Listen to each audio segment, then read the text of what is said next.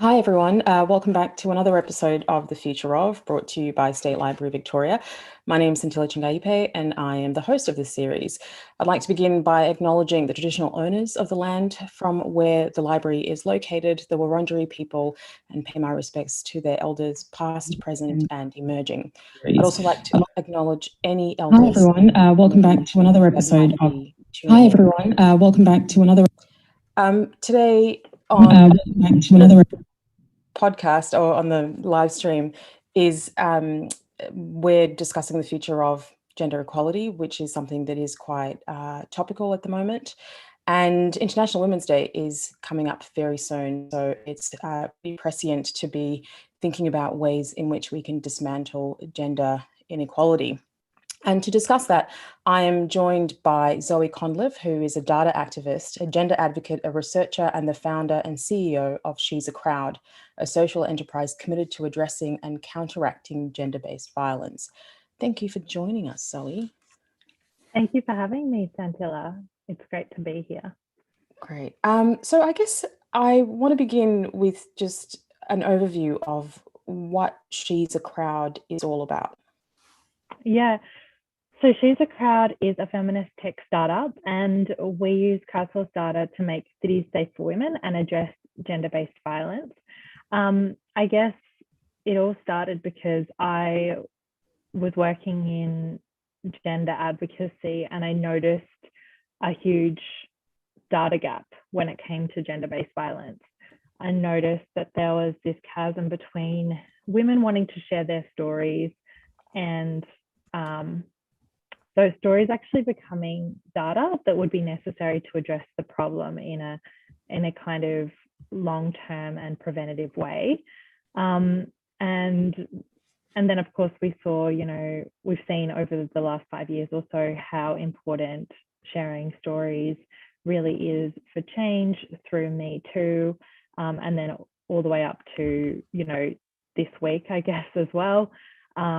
And yeah, I guess I just wanted to create a startup that would create a safe and anonymous place where people could share their experiences, but then turn those experiences into relevant data and insights that could be used in policy and planning for prevention of gender-based violence. So you mentioned data activism. Can you describe what that is? Yeah, so I guess there is a movement. We know that data is, some people say data is the new black, or data is the next big revolution. Data is big data, especially is a very, I guess, valuable and topical kind of concept. But then what we've also got is this concept that data is not equal and data holds a lot of power.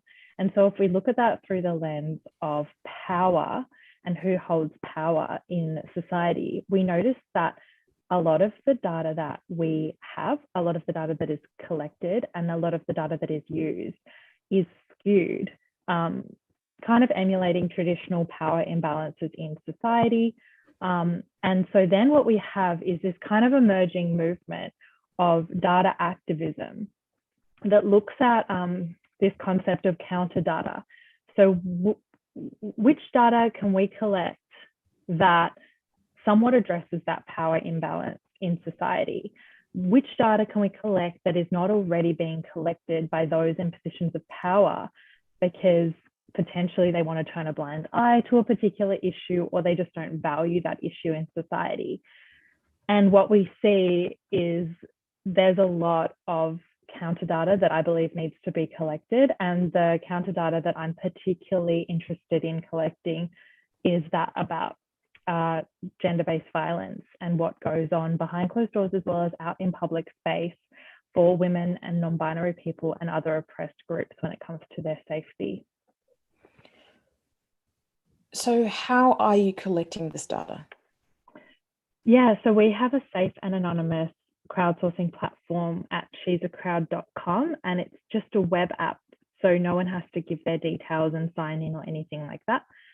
And then people share their story through our platform, and that story is geotagged, so people can, they don't have to, but they can add a precise location And then they can also add any details they want in their own words. Every question is optional. And the way that we designed it was to kind of try and make it as similar to how we found women were sharing their stories anyway, so that it felt as comfortable as possible. And it didn't feel like a, and clunky, uncomfortable portal that, we've often heard bad feedback about. So we created this kind of a safe and anonymous, inviting place for people to share their stories and be a part of a movement. And then we have extremely strict and, extremely high data security processes as well to ensure that all of that data is anonymous and remains anonymous. And then we aggregate it and we analyze it, and that filters through to decision makers who we work with to ensure that they understand what's going on. Okay, so give me an example of how this platform works. I mean, is it like, what sort of stories are women sharing anonymously? So there's so much to say here. There's a huge range of stories that are shared. I should also give a bit of a content warning, I guess, here to discuss that, because I guess we'll be talking about sexual assault and gender-based violence. So just be mindful of that. But yeah, we get a lot of stories about rape and sexual assault, whether that's, at a university party on campus, or, in a laneway, or I went to a friend's house and this happened. But then we also get stories that are just, I don't feel safe here and I don't feel comfortable here. And then we get stories that are like, I've noticed that in this particular bar, young international students are targeted around here. Or on this tram during peak hour, there a businessman pressed up against me. And so we get a huge range of stories. And I think that this is really important, is I don't really want to draw a line in the sand around what constitutes an important event. I think that's very subjective. And what we know with safety is subjective. It looks very different for different people. We were running focus groups recently, and in the same focus group, we had one woman say, as a trans Indigenous woman, I actually feel less safe when there are police around. And then we had another woman say, I actually feel more safe when there are police around. So we can see how safety is subjective depending on who you are. And so we really want to take that person's experiences into account and center our data around their personal experience of that. And to do that, we also acknowledge that perception of safety is just as important as an actual incident that has occurred. Because if you don't feel safe, or if you don't feel like you're going to be okay getting from A to B, then you're going to avoid that place and you're going to not have the same access as someone else who would feel safe moving around. And I do believe that we all should have a right to feel safe moving around our cities. It's just a basic right that every single person should have. And so, yeah, I guess that's how we understand safety, and we understand gender-based violence on a continuum where you have, you might have these very extreme stories coming through, but then we will also be very interested in something that might have happened a while ago, something that was just not just, but, a catcalling event, or, I got stared at in a creepy way. That stuff all factors in, and it's really important to us as well.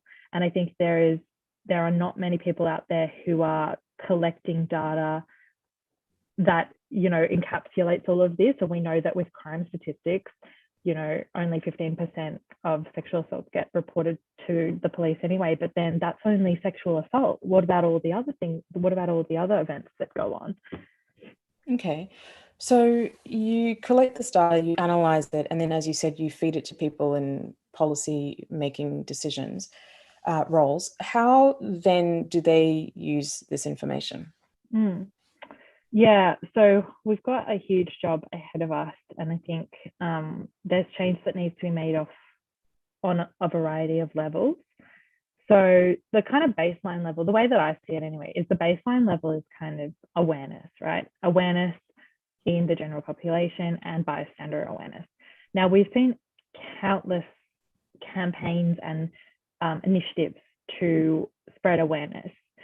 My view is that that's important, but what's next? Once we're all aware,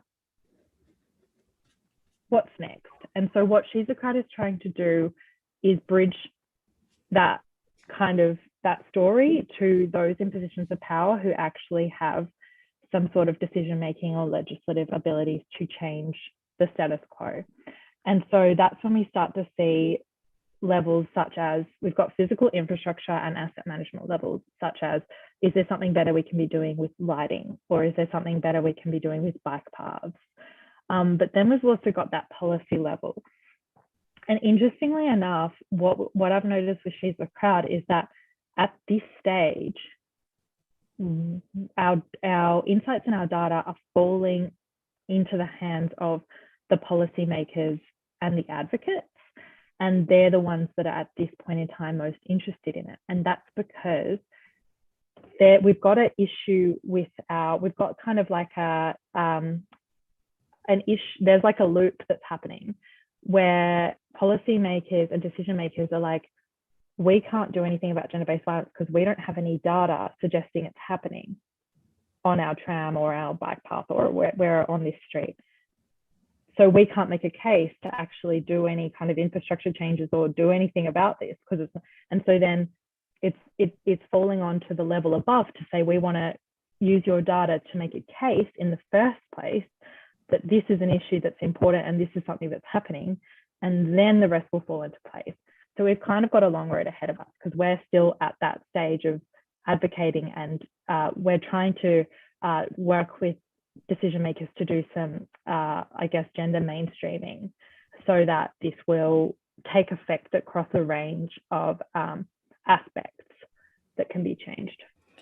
So just so I understand this correctly, you are providing this information to policymakers, but not everyone is taking up the information.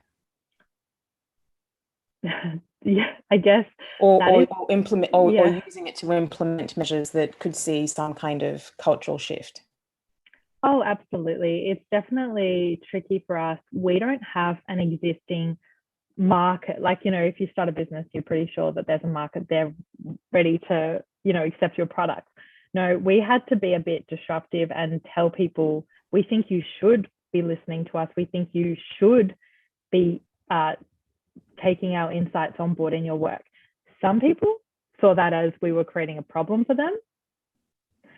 One particular sector, the university sector, I'm just going to say it, seemed to believe that they were all very like, yes, this is what we need. But as soon as it got to a level of, I guess, realizing that this is going to mean that they're going to have to accept that there's a problem and then, you know, be held to account for accepting that there's a problem, they wanted nothing to do with us because they saw us as creating an issue potentially that wasn't there to begin with, which was that they didn't want to see the issue in any data because then it means, you know, it's out there and it's public and they have to do something about it.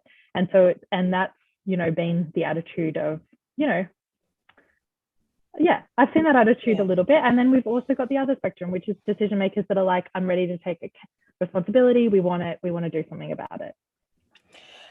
I want to kind of imagine how frustrating it is, but also just thinking about it more broadly in the context of domestic violence in this country. And when, you know, I think about and read a lot of the material from grassroots and community organizations who talk about how there is this information that's out there. They are, you know, publishing these reports that clearly outline where the need is, and yet there is this gap when it comes to those in positions of, you know, power, failing to implement that. So you do get sort of cosmetic policy measures introduced. So ad campaigns, for example. But as you said, you know, how do you move beyond raising awareness to actually going? A lot of this is about, you know, a cultural attitude shift, because we're talking about the patriarchy in many ways, you know, which is the beginning of of this bigger problem of gender inequality. And I wonder, I mean, how do you navigate that frustration if you've got a situation where you clearly know and you can identify where the problem is, Yeah. and there is just this inertia on the side of those in positions of power? Yeah. Look, I think that is such a great question. It's so tough. I guess I can tell you a little bit about the things I've done. I'm not sure I have all of the answers for this. This is, as you said, like, we live in a patriarchy, and we're not going to address that overnight. And I think like recognizing the complexity of this issue is the first thing that I've done, and recognizing, we've got so many amazing different people here in Australia and all around the world who are doing their bit. And I guess the part that I'm passionate about is using stories as data, because I do believe that data holds a lot of power. And something that I've also noticed is that men will listen to data. And when you're trying to make change in a space that's male dominated, which is a lot of spaces, you could, I guess it's been a matter of me having these experiences where I would, back when I was working in gender advocacy, just talk about like, oh, I've heard of this anecdotal story of, women saying this is happening. And then versus showing them a map and saying, look at all of these places where this is happening. Look at this list of data that I've got. The response is very different. So I guess what we're trying to do is interrupt a little bit and interrupt this cycle of just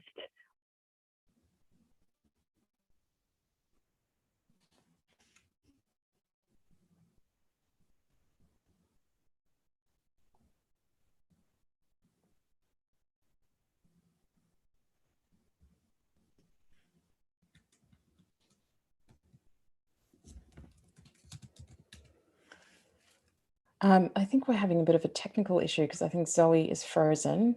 The joys of going live. Bear with us, everyone, and we'll see if we can get Zoe back online and we can continue this very engaging and insightful conversation about data activism and gender inequality, which is, yeah. So I have found it to be quite enriching. I think was the thing that Zoe pointed out in regards to the failure by those in positions of power to take on this information and the data that women are sharing about their experiences of domestic violence and abuse, I think has been quite insightful, but also quite frustrating, because obviously a lot of people that work in the sector of domestic violence have talked about how heavily under-resourced the sector is and the need to do more to support women, and the fact that we still have women dying in this country as a result of domestic abuse is really quite unacceptable. And we know that the pandemic made that even worse. It exacerbated the condition for a lot of women that found themselves unable to leave home because of the lockdown measures. I think we're getting Zoe back into the stream. So thank you everyone for bearing with us and the joys of going live. So I think Zoe's coming back in.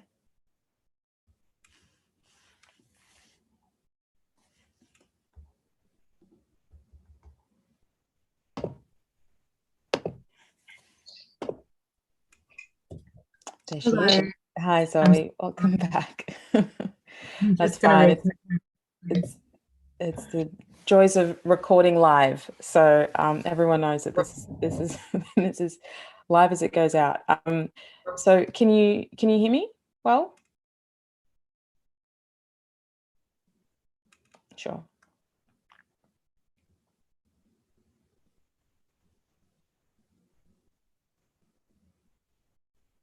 Okay, this should be fine now. There we go. Hello, everybody. So sorry about that. My computer froze. I mean, It technology. couldn't handle it. It couldn't handle the conversation. The conversation was just too hot. I All right. mean, isn't I mean, just talking about technology, isn't it disproportionately men that work in tech and build these devices? Yeah, it was the patriarchy was shutting this conversation down. Not that I'm Yeah, trying to that's suggest right. anything sinister about some wild conspiracy theory, but anyway. So back to our conversation. So you were saying that so I guess I want to know, what role does data activism play, what role can it play in you know, dismantling gender inequality? Okay, yeah. So I guess I think data activism plays a huge role in dismantling gender inequality because, as I kind of was talking about before, I think that I mean, what we're dealing with is a structural issue.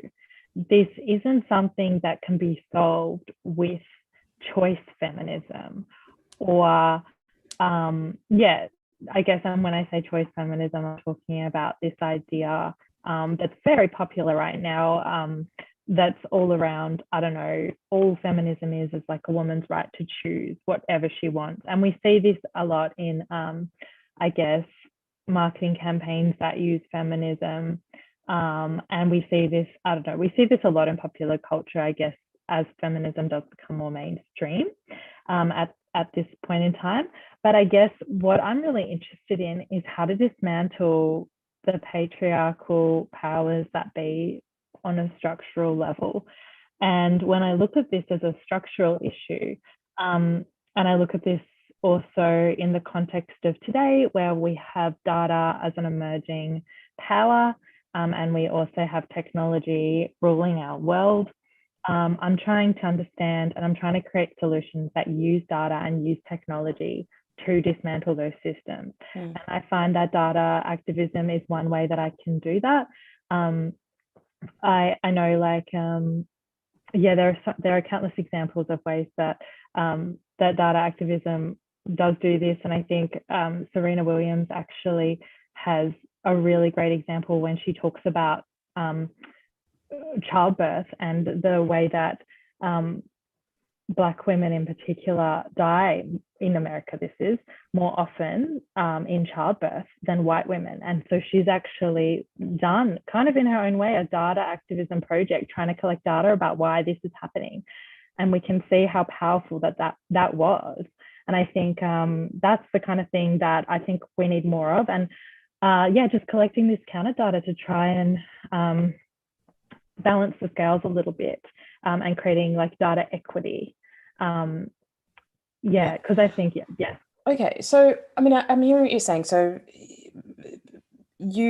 collecting anecdotal evidence, stories from women, and then feeding that back to people in policymaking roles. And I wonder, one of the things that's come up in recent years in this country, in the conversation around domestic violence, is the burden of proof on victims. This idea that you know, you have to be able to prove that something happened to you. And we've seen it at a political level as well, where in inverted commas, it's been he said, she said kind of environment. So, you know, post Me Too, we had this big moment of believe women, believe her.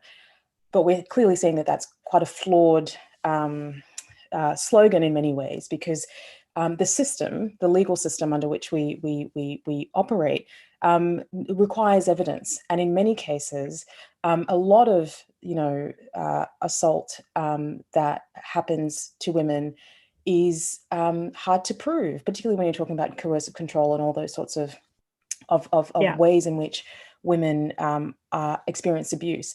And I wonder then, how does data activism fit into that when you do have culturally an inability to believe women when they say that they are experiencing domestic violence or domestic abuse? Yeah. Yes, I think like this is such a interesting point, and the legal system, I believe the legal system is not set up to address gender-based violence and rape. And I think we've seen lately the dismantling of the family court is very worrying to those of us in this space for this reason as well, because that was kind of one of the only, it's still a very flawed system, but anyway, I won't go too much into that, but I guess I do believe that I think rape and sexual assault needs to be treated, needs to be treated differently and have a different legal system than another crime. And that's because the type of harm done through rape is very hard to prove, but it's also a very different and misunderstood type of harm as well. And then to stretch that even further to, as you mentioned, like coercive control and psychological abuse, we just have such a lack of understanding of the way that it plays out in society, the way that it looks and the way that it affects people. And so how can our legal system possibly catch up with that when we don't even understand the first thing about it? And I just don't think we do. And I don't think that, the emphasis is there on understanding it yet. And I guess that's what I guess I'm passionate about, is doing that research and also collecting those data that will help us understand how it really plays out and how it affects people. I think something else that's interesting is like this idea of sharing your story. And I think it's often, it sounds really fluffy and it sounds like this like nice thing to do or whatever, but what we've noticed is that like it is key. It is so key to ensuring that people feel like they're going to be taken seriously and to even give them the confidence to then report it through a legal process. And we've actually heard stories and had feedback from people who've shared their story first through She's a Crowd or through Me Too. And then that process of sharing got them to a point where they felt like they could then report it through a more formal system. But then of course we know that that system itself is flawed. So Okay.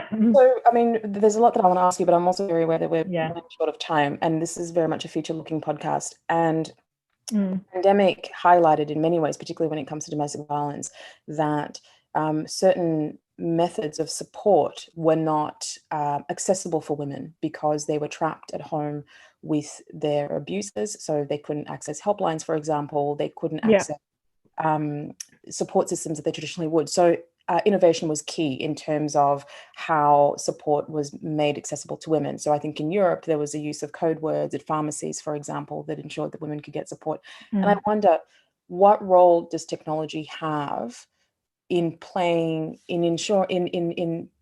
support for women, but also ensuring that they do feel supported and that there is some outcome when they do share their stories? Because there's one thing sharing the stories and being re-traumatized, but I would imagine that the outcome for everyone that comes forward they would want to see some justice rather than being dismissed or their stories being dismissed because there's not enough evidence under how the legal system defines evidence. Did you mention COVID earlier? So I think you the pandemic. cut out. Were you talking about that? Yeah. Totally. And we've seen, the rise of these kind of like make these hand gestures when you're on Zoom, or these codes or whatever. And it's the question that just comes up for me is like, always just like, and then what? Like, what system do we have? I don't know that I believe in the system that we currently have. And I'm about wanting to use technology to advocate for a better system.